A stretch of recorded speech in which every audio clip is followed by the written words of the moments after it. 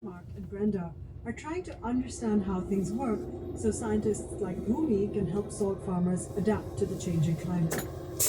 I know this has certainly given me something to think about when I add salt to my chips or go for a dip in the sea. Now over to our listeners for the credits.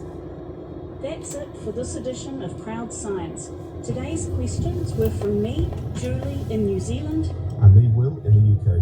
If you have a science question, salty or sweet, that you'd like made into a program by the Crowd Science team, email crowdscience@bbc.co.uk. This episode was produced by Sam Baker and presented by Chavi Sachdev. Thanks for listening. Ka kite.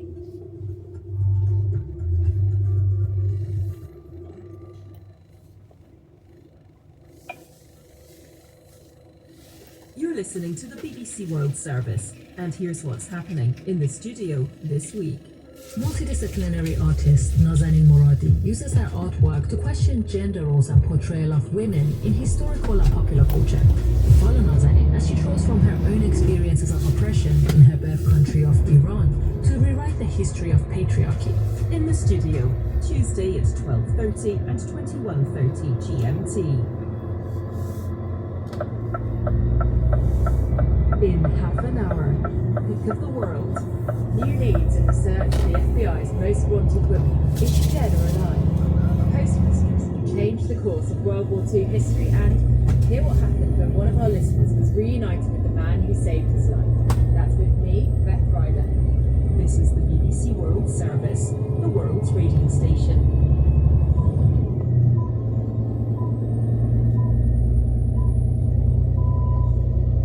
This week on People Fixing the World from the BBC World Service, we're finding out about the situation with empty shopping malls in the US and how some people are taking advantage of these spaces and giving them new life.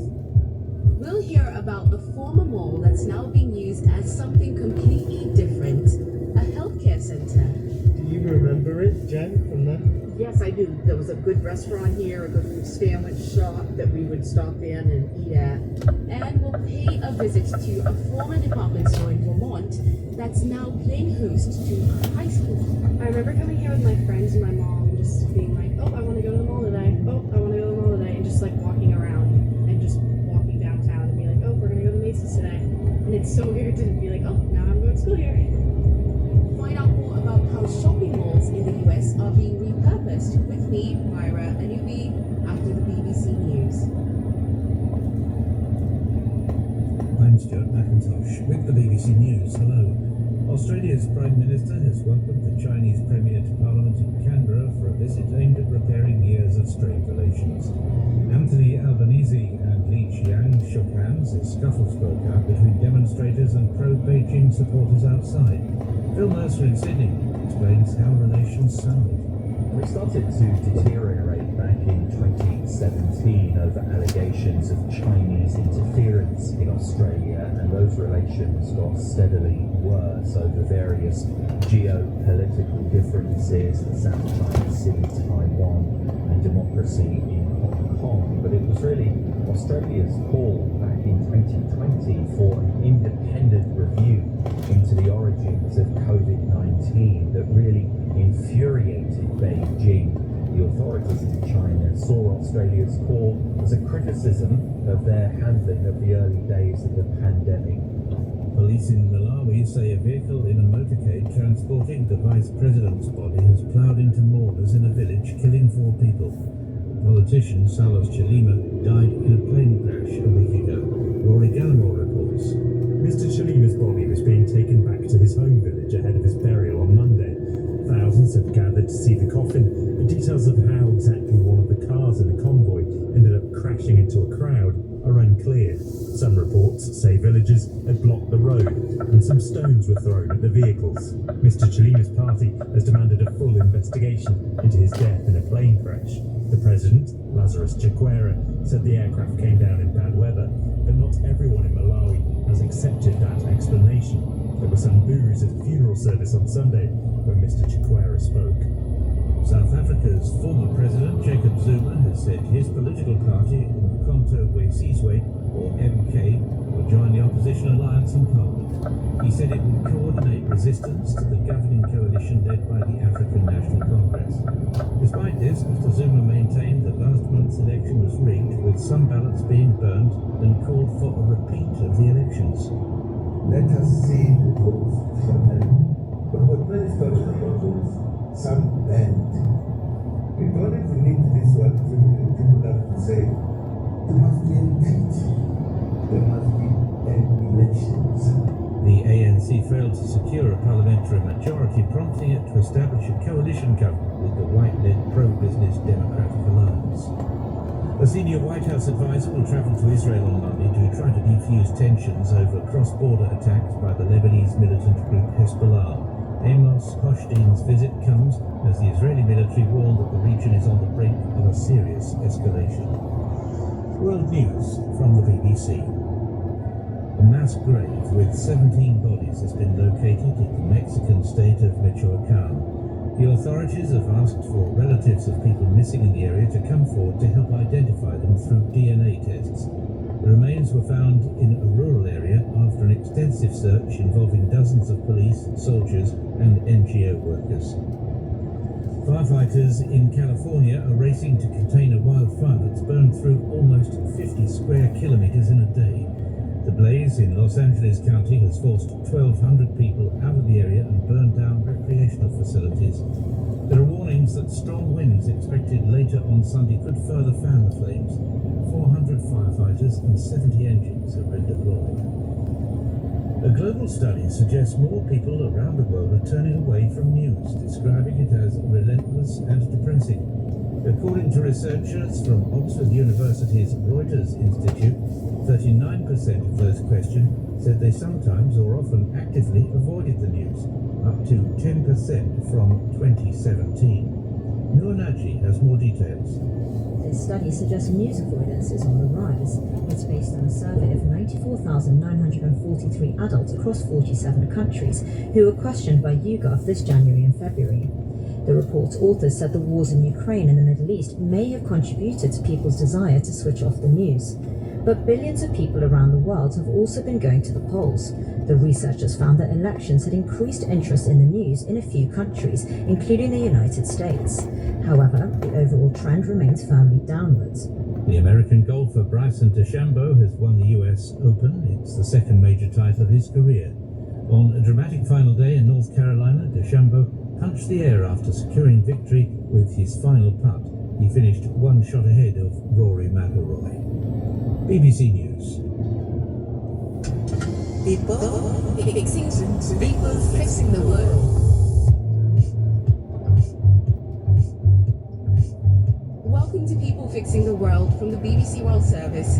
I'm Myra Anubi, and on this program I get to tell you about projects that are working to make our world a better place. Today we're looking at the US, where I'll be asking a question that you've probably never considered before. What do you do with an empty shopping mall?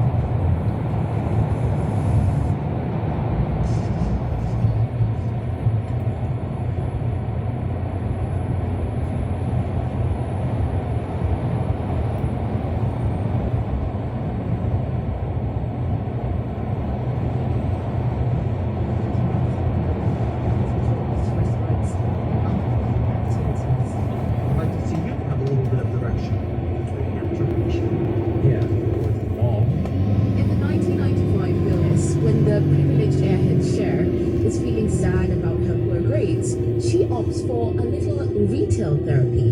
I felt impotent and out of control, which I really hate. I needed to find sanctuary in a place where I could gather my thoughts and regain my strength. At this point, the film cuts to an exterior shot of the Westside Pavilion Mall in Los Angeles. But that mall looks rather different today. The once busy Westside Pavilion has been open since the mid-1980s, but soon most of its shops will disappear. One of the pavilion's anchor stores, Macy's, is holding a closing sale. Nordstrom's has already moved out. That's a report from ABC News from back in 2018. Malls in the US are in decline.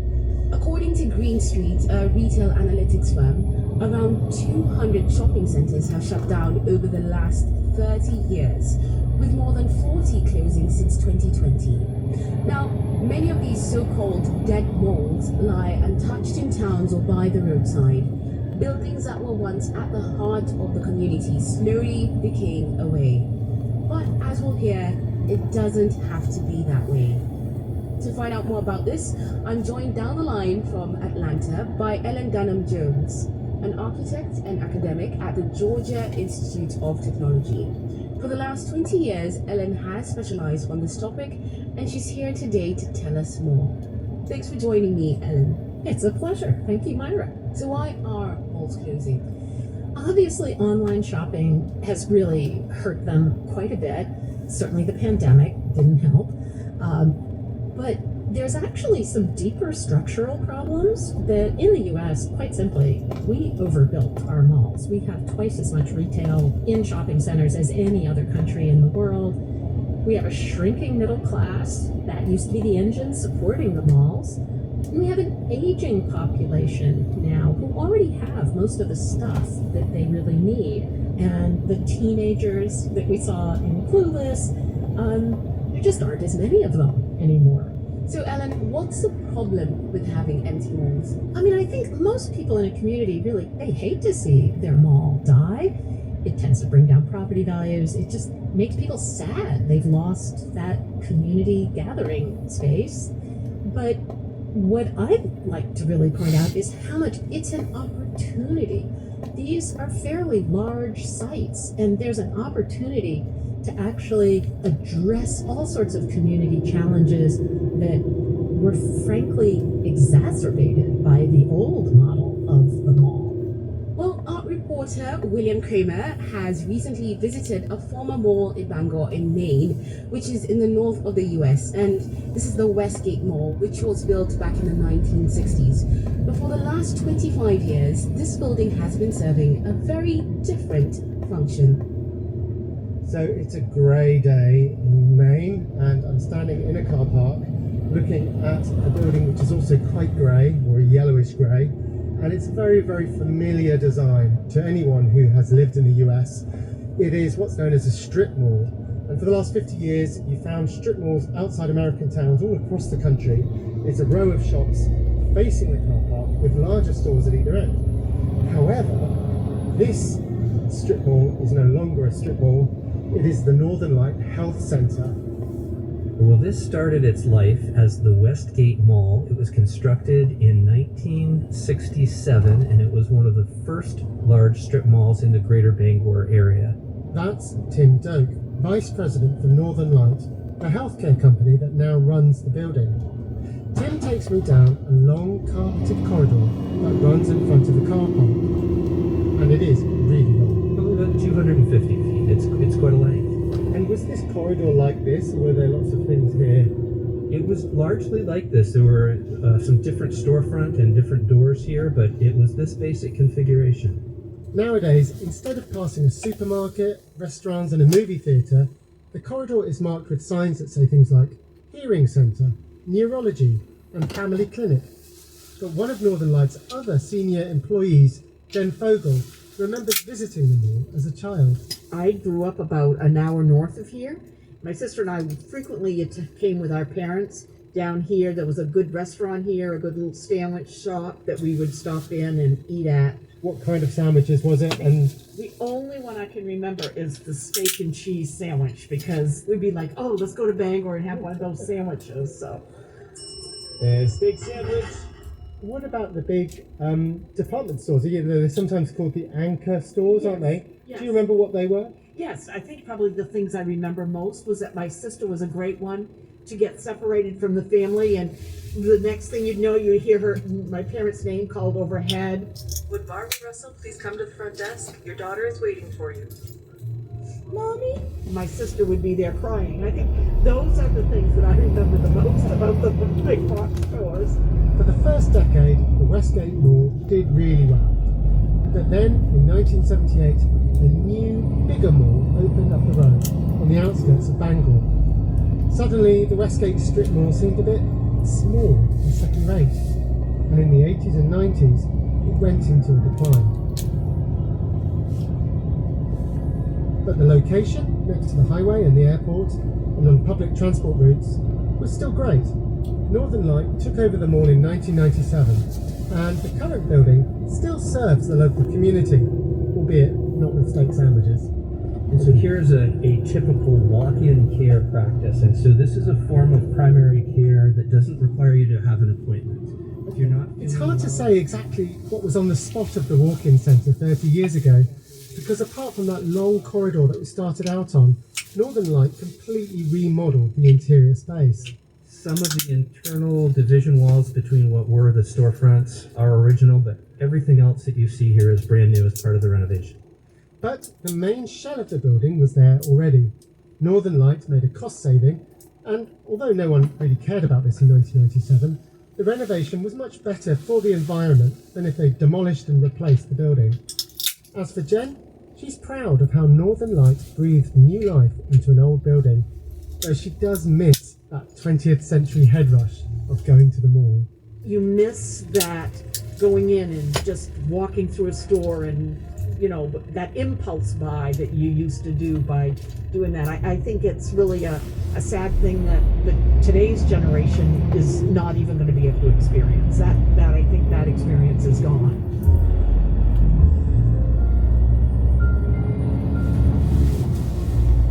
William joins us now in the studio, and I have to start by asking, how did it feel being in there? Wasn't it a bit weird? It was a bit weird, actually. It definitely didn't feel like a mall. There was lots of thick grey carpet everywhere and some pop plants. At the front, where that long corridor was, there was a lot of light. Right. But then further into the building, there was probably fewer windows than you would normally design. Right. For a building like that, if you were designing it from scratch. And you, Ellen, maintain a database of malls that have been adapted for different uses. Tell me about the kind of trends that you've seen across the US. We see the number one reuse of malls has been office space. That's really slowed down now post-pandemic. And then healthcare and education kind of top uses tie for the second use. And then there are these regional differences that pop up. Right now, I see several malls in Pennsylvania being proposed to become casinos. Whereas in Boston, I see a lot more proposals for them to become revamped into laboratories for the life sciences.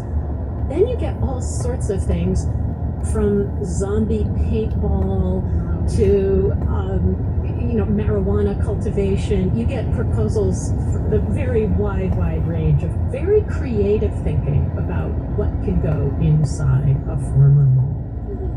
How challenging is it to redesign these spaces for different uses?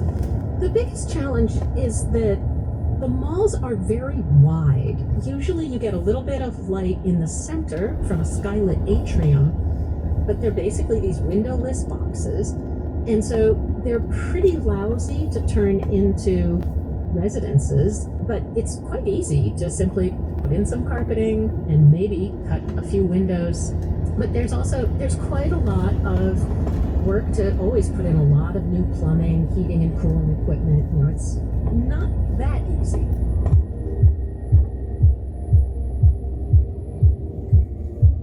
You're listening to People Fixing the World from the BBC World Service. So far, we've been talking about shopping malls that have closed down in the US and how they're being repurposed. You really get an idea of the scale of this issue when you focus in on department stores in particular. A quarter of big spaces meant for these shops are now empty in US malls. And since 2016, more than 1,000 have closed their doors, according to Green Street, the retail analysts. But William, you've been to see a former department store that's now being used in a very different way. Yes, I have, Myra, and it's a great example of how the community sort of came together to solve a local issue. So Macy's, the department store chain, yes. They had an outlet in Burlington, Vermont, which closed in 2018. But a few years later, a local high school moved in. I remember coming here with my friends and my mom and just being like, oh, I want to go to the mall today. Oh, I want to go to the mall today. And just like walking around and like coming from middle school and just walking downtown and be like, oh, we're going to go to Macy's today. And it's so weird to be like, oh, now I'm going to school here. This is Gussie Geyer. She is 18 and she is student president at Burlington High School in Vermont. A high school that is located within an old Macy's department store. Okay, so over here is our school cafeteria, and we call it the Michael Kors Cafe because they kept the sign up from Macy's. In September 2020, just as Gussie and the other students were returning to class, toxic chemicals were found in their school building. Coming right after the pandemic, this was a terrible blow. But within a week, the school had a plan to decamp entirely to the city's old Macy's store, which had closed a couple of years earlier. I have never heard of another high school in a department store. We have made good use of space that we never would have been in before. That's Amy Mellencamp, the principal. There was a lot of disbelief. People could not believe you could make a department store work for kids. And it took a lot of convincing, but then there were no other alternatives. There was no plan B, no plan C, no plan D. There was only Macy's department store. The renovation cost about $3.5 million. It took just 3 months. Gussie recalls her first day at the new campus. It looked like an abandoned mall, for sure. And not everything was like finished, there was still construction going on. So it just felt like kind of like we were in an abandoned building learning. It was very odd. It's still pretty odd. Not as odd as that first day when none of the classrooms had doors, but it's still pretty weird. As you can see here, a lot of our walls don't reach to the ceilings. So it's definitely noisy in classes. Like my literature class, I'm hearing math in one room. The problem is that if the walls went all the way to the ceiling, that would interfere with a few things, like the lighting, the heating, the ventilation and sprinkler systems. So the school has worked hard to improve the look of these temporary walls with murals and flags and sporting banners. And there is one truly great thing about going to school in a department store. Actually, two things. I think it's a really cool experience. I don't want to ever take the stairs because I'm lazy. We're like one of the only places in Vermont with actual escalators. So if the escalators break, we have to make an appointment with a technician who I believe is in Massachusetts, who has to come up. This is Victor Prusik, a senior member of staff. So has that happened? You should talk to students about that. It's a running joke. Oh, really? Yes. It happens all the time? Yes. What's the best thing about this building? I'm gonna be honest, the escalators. I mean, it's just so convenient. It was something that, like, you would only have in a shopping mall, but I feel like they should be in every school. But I hear they break a lot. Yeah, I mean, you do need to be wary for kids who break them. There are lots of kids that specifically just, like, break them for some reason, but yeah. So what do they do? Do they jump up and down on them all? So, for the down one, like, you can jump from, like, one of the middle ones just all the way down, and it just breaks it, because it's just, like, something about it. So you're jumping down 2 or 3 steps? Yeah. But you haven't. Oh, no. What about the red button? I don't think anyone's tapped it yet. I mean, I feel like someone's probably gonna if they haven't already. This unusual school offers lots of opportunity for naughtiness. If they want, naughty children walking down corridors can toss things into classrooms because, as we've heard, the walls don't go up to the ceiling. And really naughty kids could, if they wanted, turn out the lights to the whole school. You're just showing me it's a set of, 8 light switches? Yeah, 8 switches on off is all you can do for the entire building. Oh wow, I definitely knew some kids at my school that would be all over that. They'd have a lot of fun just flicking them all the time. All of this is quite good fun, but there is a pretty major downside to being in a mall. Our main problem here at VHS is, you see here, there's no windows, and that can get people triggered, not having windows, not seeing the sunlight, not seeing what's happening outside. It kind of feels like an airport in here. I can't think of any other school that is so completely artificially lit. We have no windows, which is unfortunate, and then the food is just terrible. So it's lunch break here at Burlington High School, and the kids are floating around They can't really go outside. There isn't a playground that they have access to, although the older students are free to leave the school at lunchtime and go to a coffee shop or whatever. But everyone's hanging around the main downstairs area where all of the perfume and the jewellery and stuff used to be. Some of the kids are just sitting on the tiled floor. Some of them are nestled amongst the wooden display cases, which used to have jewellery in, but now they have things like sporting awards and that kind of thing. And they're just eating their sandwiches on those wooden cases. Hi, are you free to talk? So you're sitting on what used to be a Macy's display case. Yeah. Is this where you come every lunchtime? Sometimes, yeah. What do you like about this space? I don't know, I like how it's just enough room for me, so I like to do like this. You're sort of curled up inside it. Yeah, it's like comfortable, I don't know. The awkwardness of the space has changed the dynamics within the school. And for Principal Amy Mellencamp, it's not all negative at all. Students are closer together than they would have been in our old building. You're in the midst of all their discussions and conversations. I feel like I'm in more contact with students than ever. So I like the circulation of the building. I particularly like the learning center or our library. I think that just pulls in people. Because space is so tight, the library is open to the corridor, not hidden away from the hustle and bustle. And it lives in what was the fine china department of Macy's, so all the books sit on these fancy backlit shelves. Apparently that isn't terribly good for the books, but it does look very cool. Now, there's no doubt about it, the negatives outweigh the positives, and to everyone's relief, BHS will be getting a new school building with playing fields and windows at the start of 2026. No, sorry, there won't be any escalators. I have to say, I was really struck by a sort of sense of pride in how the school had come together with the community to overcome a very difficult challenge. This was kind of summed up for me by a second-year student, Nelly. I like the way we've kind of been able to make do with what we have. You know, we've been really resourceful, I feel like, yeah.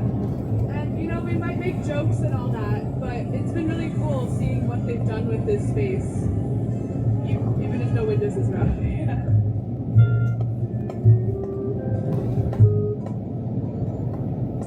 Well, yeah, I'm just imagining for some of these kids that they'll be able to tell a story of how they spent their entire high school years in a department store, what was once a department store. Yeah, that's right. So apparently, I was told that it's the sophomores, so the second-year students, that's the year who never experienced the old BHS. And they will never experience the new school building when it opens. And it is actually interesting because depending on which children you spoke to, their attitude to the building differed, because the kids who had done some learning in kind of the proper school, they were a bit fed up with it, and the lack of windows and so on.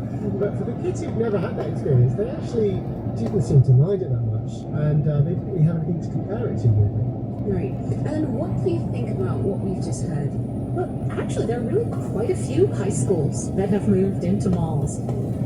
My favorite example is of a community college that took over a dead mall in Austin, Texas. When the local community college, Austin Community College, needed to expand, and the Highland Mall had just died, they initially just bought the JCPenney department store, and they renovated it. They actually put a porch on the front to make it much more welcoming. They renovated the interior to bring in a lot more light, and it was extremely successful. They actually revolutionized kind of how they were teaching math.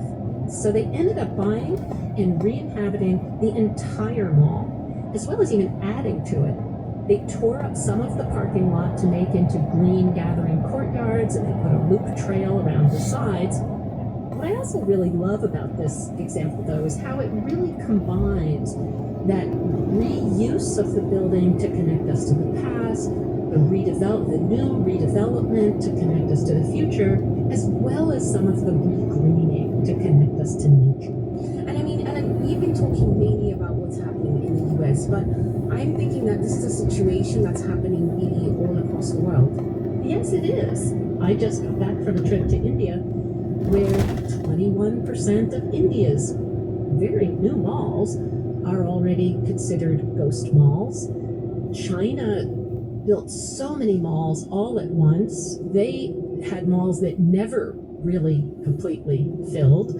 And Brazil seems to be still bullish on malls. So, there's a mixed response, I think, in different places. Well, thank you, Ellen and William, for what we've heard today. It's been really insightful. Oh, my pleasure. I really enjoyed the program.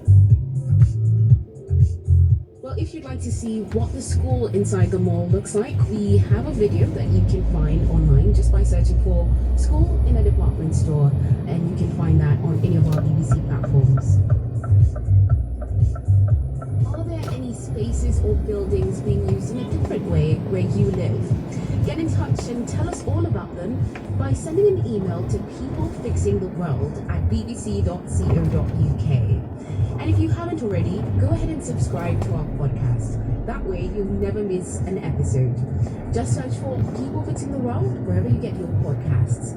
I've got some great ideas to share with you again next week. But until then, thanks for listening. This is the BBC World Service with a winning story from the International Radio Playwriting Competition. Steady Eyes is a story about 3 generations of women whose relationships are difficult, to say the least. When you've never been loved for who you are by the very person who's supposed to, how can you expect or let anybody else to? It's told against the backdrop of global mass abduction of all living things on Earth by extraterrestrial beings. I'd imagine the extraterrestrial rays would be accompanied by a sound effect, such as that whizzing noise lightsabers make. In reality, the ray was as silent as a grave. The play was inspired by the living experiences and trauma of the Japanese colonization and the Korean War. As I was sitting down at the table, I felt the pull. Steady Eyes at bbcworldservice.com or wherever you get your BBC podcasts.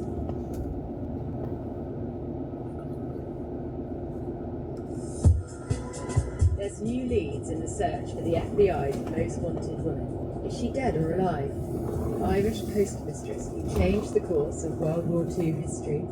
The project that's helping blind women take care of their hair. And hear what happened when one of our listeners was reunited with the man who saved his life as a child. The stories that have you talking online with me, Beth Ryder, in Pick of the World after the news. BBC News with Stuart McIntosh. Australia's Prime Minister has welcomed the Chinese Premier to Parliament in Canberra for a visit aimed at repairing years of strained relations. Anthony Albanese and Li Qiang shook hands as scuffles broke out between demonstrators and pro-Beijing supporters outside. Police in Malawi say a vehicle that was part of a motorcade transporting the body of the late Vice President rammed into mourners at a village, killing 4 people. The convoy was heading to the home village of Salos Chalima, who died in a plane crash a week ago. South Africa's former President Jacob Zuma has said his political party, Umkhonto weZizwe, will join the opposition alliance in Parliament. He said it would coordinate resistance to the governing coalition led by the ANC. A senior White House advisor will travel to Israel on Monday to try to defuse rising tensions over the number of cross-border attacks by the Lebanese militant group Hezbollah. Israel says the increasing hostility is bringing the region to the brink of a serious escalation. A new report from Oxford University suggests that significant numbers of people around the world are turning away from news. Many of those questioned describe news coverage as depressing, boring, and relentless. Beijing has accused a Philippine ship of causing a collision with a Chinese vessel in the contested part of the South China Sea. The incident took place within the Philippines' exclusive economic zone, which has seen a series of similar confrontations between the two countries. Firefighters in California are trying to contain a wildfire that's burned through almost 50 square kilometers in a day. 1,200 people have fled the blaze. And the American golfer Bryson DeChambeau has won the US Open. He secured a victory with his final putt, finishing 1 shot ahead of Rory McIlroy of Northern Ireland, who hasn't won a major for a decade. BBC News.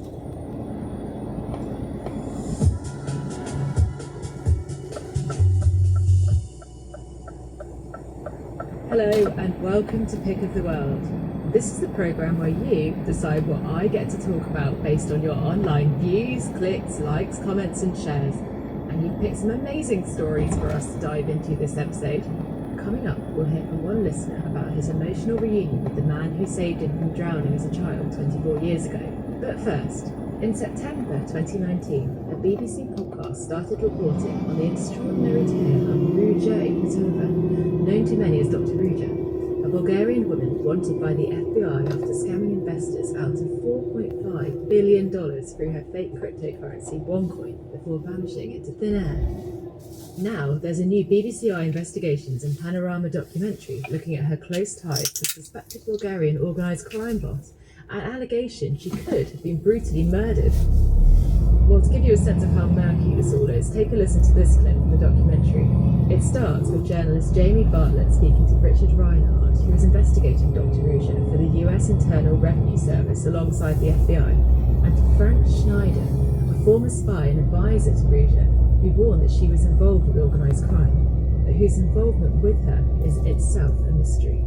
Is the FBI still receiving tip-offs and leads? I know of two that we acted on, but it turned out to be nothing.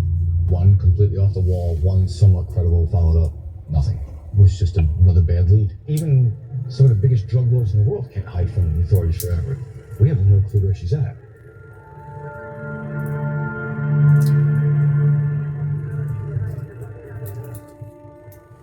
One of the last people to speak to Ruja before her disappearance was her intelligence chief, Frank Schneider. I said, why do you have to leave? You are safe in Bulgaria. Nothing will happen to you in Bulgaria. You are protected. Why do you want to leave Bulgaria? And she said, I have to. There will be a police raid, and my people want me out of the country. You can't pull that off on a moment's notice. That has to be in place. Who is the person that you think would know about that exit strategy? If I were a betting man, I think that person would be Frank Schneider.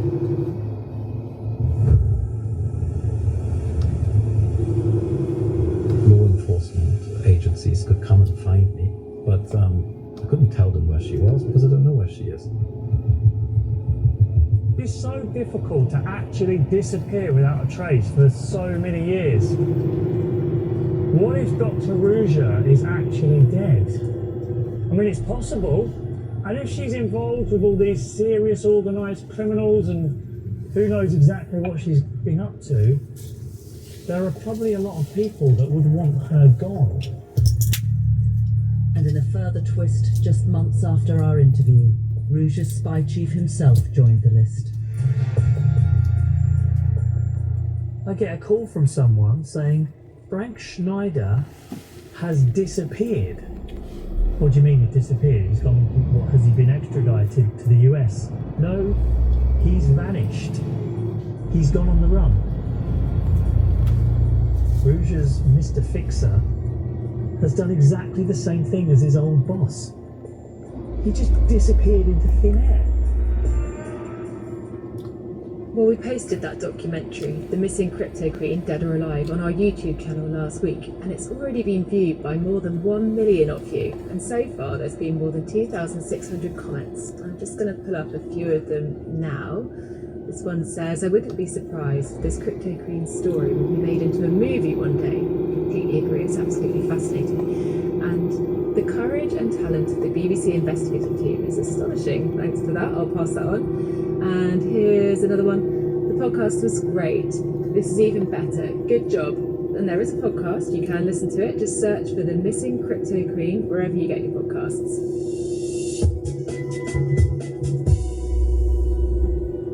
This month marks 80 years since the D-Day landings, where British, American, Canadian and French troops attacked German forces on the coast of northern France in the largest military seaborne operation ever attempted. The actual event took place on the 6th of June 1944, changing the course of World War II. But it could have been very different had it not been for postmistress Maureen Sweeney and her weather reading sent from the far west coast of Ireland. Here's her son Edward telling Witness History's Jane Wilkinson what happened. It was her 21st birthday. At the time, things were pretty Spartan here. No, they wouldn't have been going out for a meal or the music or anything like that then. She was working, doing her shifts, and she actually took the reading that showed the weather changes coming in from the Atlantic. A sharp sudden wind was coming in. It was going to be quite severe. It would have been right over the channel. Maureen wrote down her figures and phoned Dublin. What she didn't know is that all her readings were being fed to the Allied headquarters in England, thanks to a deal that Britain had made with the neutral Irish government at the beginning of the war. And it was a lady in the Met Office in Britain that rang and asked to recheck the readings, which she did, and she got a second call to recheck on that forecast. It was very unusual. She thought it strange, alright, she did wonder why she had to recheck twice. Maureen's report, now double-checked, was the first indication of the coming storm. Group Captain James Stagg, the Allies' chief meteorologist, pulled all the information together and warned Eisenhower. D-Day would have to be postponed. General Eisenhower at his British headquarters checks the working out of plans. The weather is none too favorable for invasion. Stormy skies and a blustery wind. The channel is notoriously a rough body of water, and the breaking waves make the landing of equipment difficult. The problem was that it would have involved large loss of life from the landing craft, because they weren't capable of handling that sort of weather on the beaches. So it was a big decision to delay it, having 500,000 men milling round ready to go, and it was a hard time for everybody involved. Equally as important was the weather forecast that she sent afterwards, which showed that the pressure was rising again, the wind speed was dropping, better weather was following, which allowed the Allies to carry on the 6th. Heading out to sea after a 24-hour delay because of the weather. Now the invasion has started. At the time, Maureen never knew the significance of her 21st birthday weather report. Historians only discovered it a decade later. In 2021, Maureen received international recognition. Oh, we were very proud of her, especially when she was awarded the Congressional Medal. In her latter life, she lived to be 100. We're very proud of her. Very proud of her. More than 2,000 of you liked Maureen's story when we posted about her on Instagram, and some of you reflected on how your own family members played their part in World War II, including Amanda Graham, who got in touch to tell us more about her mum, Nancy Pratt. She worked for the BBC World Service. She was a technician working in Bush House. She didn't really tell us an awful lot as children about what she did, but just a couple of little stories she told which have kind of stuck in my head ever since. The main one is that she was primed and ready to put out Big Ben, which was a live broadcast of Big Ben every day, and it went out to the troops overseas. And she had incredibly acute hearing, and she could hear a very high-pitched whine, and it dawned on her that this was a bomb dropping. So she thought, that's not good for morale, for them to hear a bomb dropping on London. So she just cut sound. So Big Ben did not go out that day. And I guess the World Service at the time must have been quite important to troops abroad. Absolutely. Critical link with home, really. And I suppose that's why that probably felt more acute, that you don't want to hear that when you're a long way from home. So that was one thing she told us. And the other one, which absolutely floors me, is the fact that she used to go up onto the roof of Bush House during air raids to record the sound of the air raid for the sound archive. That sounds rather dangerous.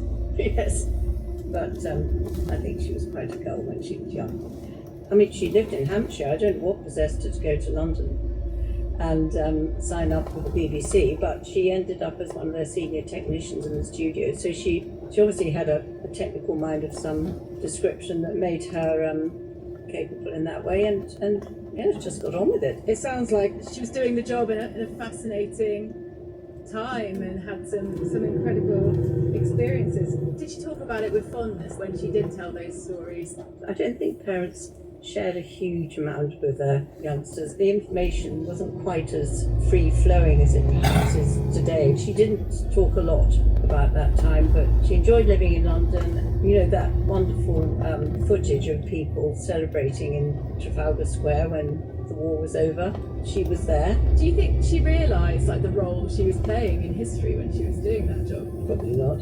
they're just getting on with it, weren't they? They were that generation that just got on with it, and my mum was one of those. Amanda Graham there, sharing her mother Nancy's story. And my first job at the BBC was actually in Bush House, where Nancy worked during World War II. It's an incredible old building. I was never allowed up on the roof, though.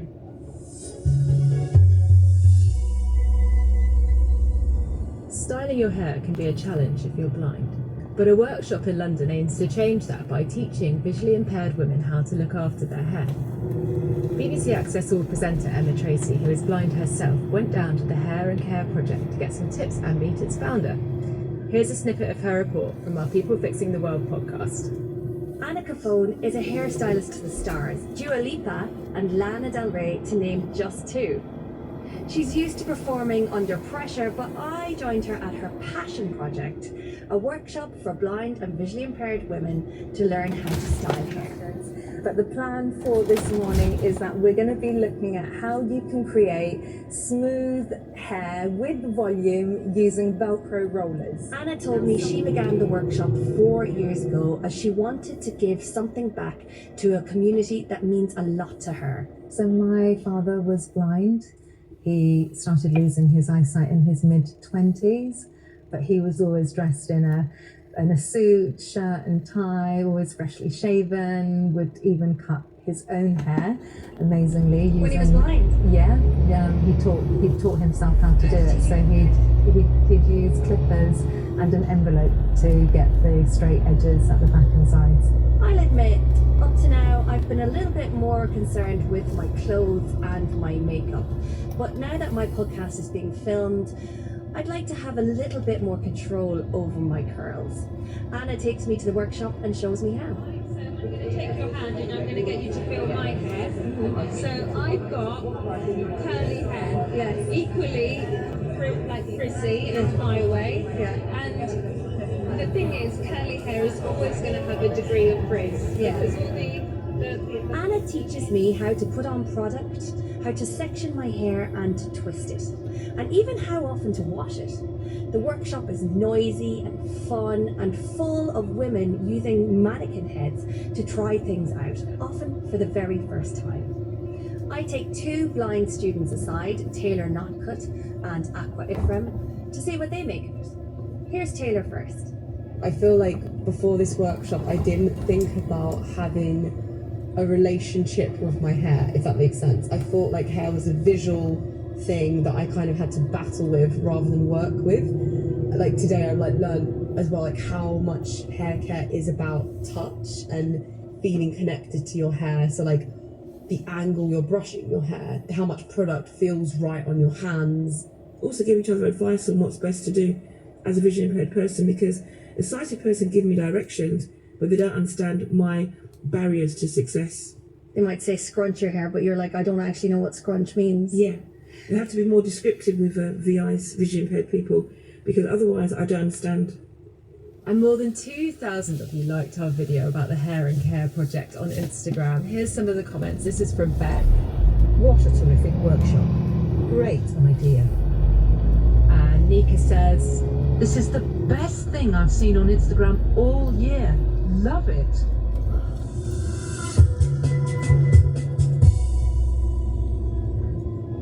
Now to our final story this week. BBC World Service listener Christian Helkevits nearly drowned while swimming in the sea in Italy as a child. 24 years later, and Christian returned to the beach with his wife and baby son, only to find that Yuri, the man who saved his life, was still there. The two men have been telling our Happy Pod about their emotional reunion and the profound effect the experience has had on them. After a while, I realized that it was fairly difficult to get back to the beach. In fact, I was rather being pulled out rather than closing in. I soon started to realize that I will not make it. And this is it. I am probably going to die. So it was kind of a weird, very calm feeling in the beginning, but after a while I did get help. La prima cosa che facciamo è cercare di trarre. The first thing we did was try to rescue the closest child, the girl. Then I saw Christian, who was with my colleague Guido, and I went to help them. But the current was too strong. It took hold of the three of us, and we spent 40 minutes fighting the waves and the current to return to shore. It made me emotional back then, and still today when I think about it. It was one of the most important things I've ever done in my life, to succeed in saving 2 kids and guarantee them a future. Yuri came and visited in Sweden, which was awesome. But me personally, I haven't been in contact with Yuri, unfortunately. I think that because I was ashamed, I didn't want to do it too much. I wanted to leave the experience in the past. Now, 24 years later, I've been thinking more and more about it. And I think becoming a father, I went back to Italy with my wife and my little boy. This is my boy. He wouldn't be here if it wasn't for Yuri. It's just amazing. Christian, anche se non ci siamo visti in questi 24 anni. Even though I've not seen Christian for 24 years now, he's always with me because he's part of my life.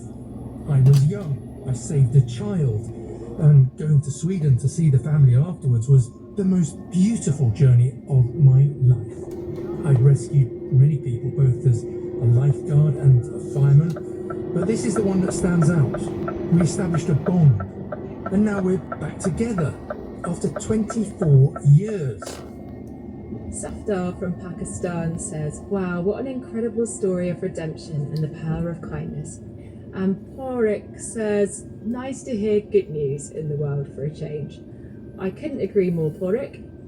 Please get involved with the conversation on this story and others by finding us at BBC World Service on Facebook, X, formerly known as Twitter, YouTube, or on Instagram. If you're a TikToker, have a look for BBC News.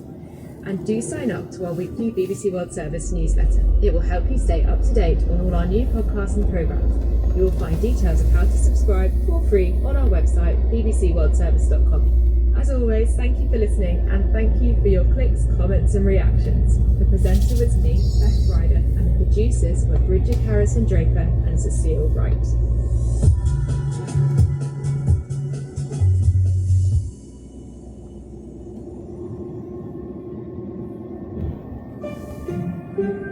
It's time to hear what you think of the BBC World Service in Over to You.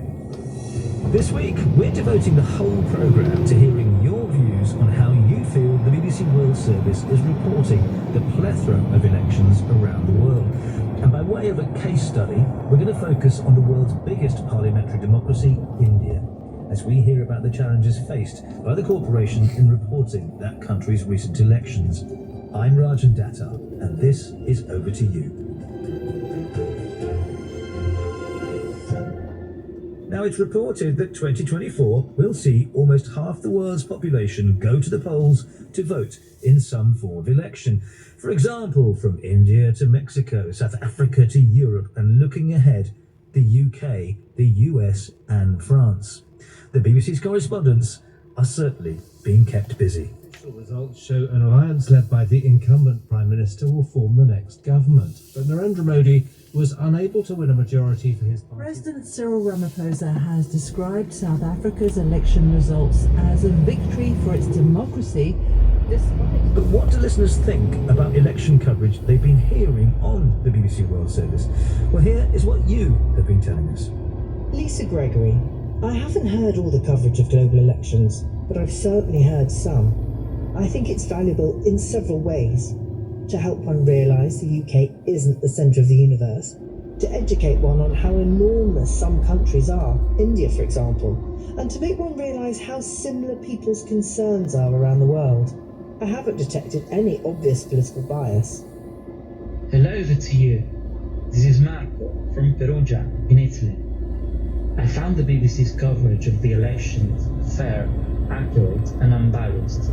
In most cases, such as Mexico, BBC journalists explained very well what was at stake in every country and made me understand the news and the context in which elections were happening. It's already the bloodiest election in Mexico's modern history, after a campaign marked by violence and intimidation in which dozens of local candidates have been murdered. Talking in particular about Italy, my country, the BBC did an excellent job in explaining the roots and causes of the rise of the far right in many of its programmes, airing views and thoughts that you normally don't hear on our national media. Talking instead about India, at the beginning I had found BBC's coverage somewhat lacking in explaining the context around which the election was taking place. However, it all changed when the results were announced. At that point, many programs, and not just news-related, gave ample space to the event, covering it in depth and thoroughly. Tammy Evans, UK.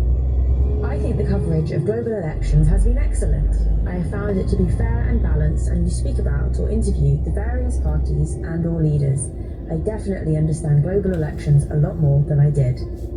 Hello, over to you. This is Mahua Mukherjee from India, calling in with a comment on your coverage of the Indian election. Honestly, I'm happier with your coverage and your caliber of guests and Indian commentators after the surprise result than your reporter's performance while the voting was still underway.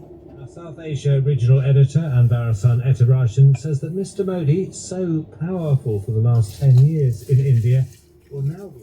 Previously, during the voting process, your reporters were mainly doing vox pop interviews with shopkeepers, students, etc. Really, those interviews were totally unenlightening, to say the least. Now, after the election result that no one had predicted, it looks like you've been suddenly jolted awake. You're reaching out and asking some better qualified folks for their take on why this happened and what the implications could be. Marissa Krupa, US. All told, I feel the BBC election coverage around the world has been pretty good. Certainly better than anything found in the US. I don't think the India elections were even covered here.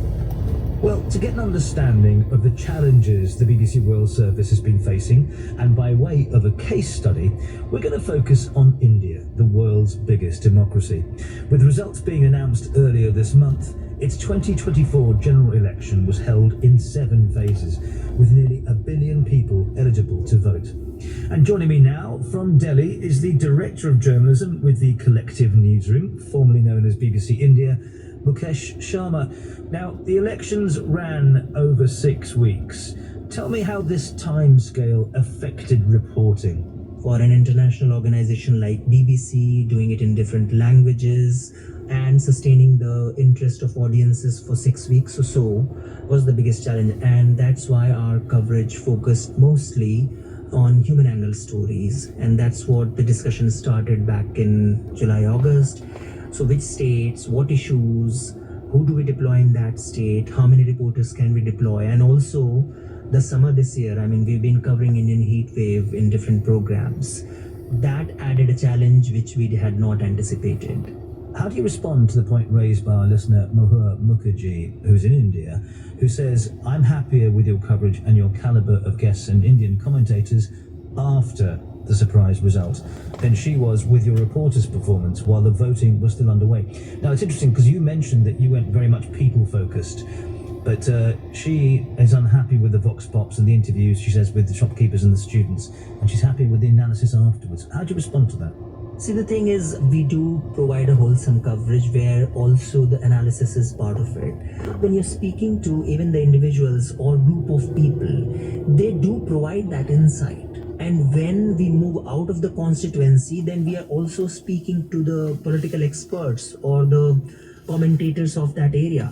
So we do try and provide, of course, there is always room of improvement, but in a way we have tried to provide the analysis and provide context, because for us we also feel that when you're covering an election of this size, then providing context is also important. If we look at analysis in terms of, because a lot of analysis in the country is kind of tilted towards one or the other side, that okay, this is how the elections are going on. Of course we were not doing it, and we don't do it. We provide different sides of the story, and at times we believe that audiences looking at different sides would analyze and figure out that okay, this is what is going on, because elections are a very sensitive area and how we cover.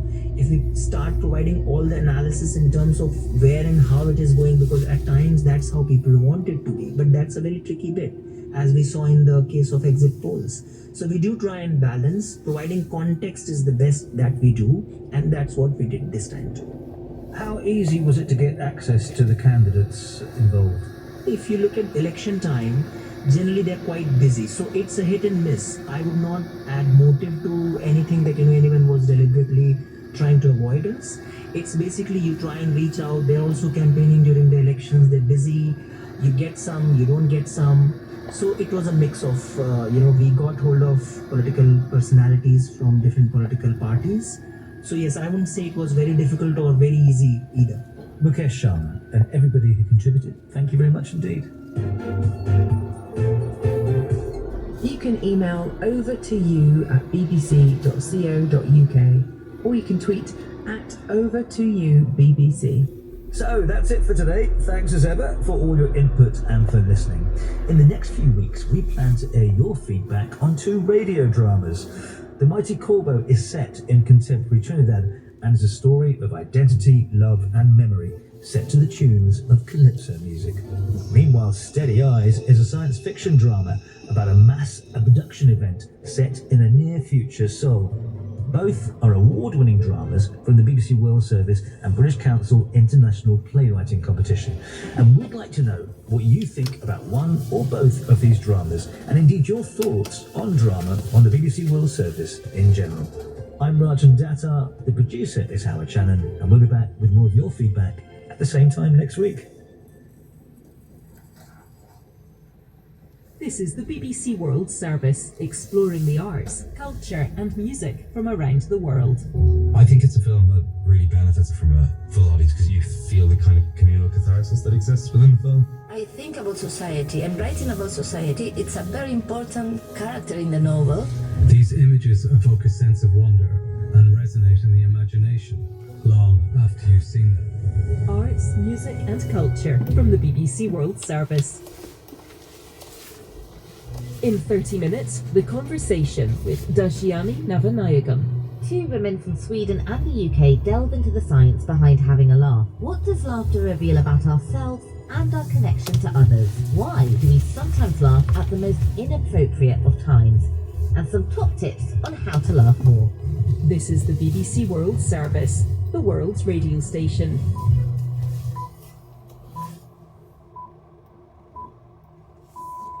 Welcome to the newsroom with me, Janat Jalil. The BBC investigates accusations that the Greek Coast Guard is to blame for the deaths of dozens of migrants despite its denials. A warning from Israel for the Lebanese militant group in the wake of its largest cross-border strikes yet. Hezbollah's increasing aggression is bringing us to the brink of what could be a wider escalation. A rapprochement between China and Australia.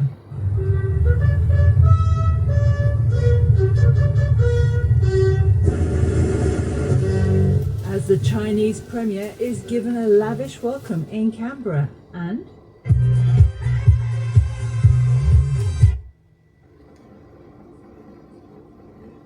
Night Fever goes for much more than a song at a Hollywood movie auction. Plus we'll look at which stars of Broadway have been honoured in this year's Tony Awards. That's all after this bulletin of world news.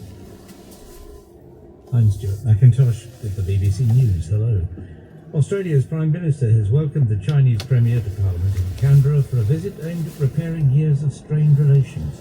Anthony Albanese and Li Qiang signed a series of agreements. There were some scuffles outside between demonstrators and pro-Beijing supporters. More details from Katie Watson.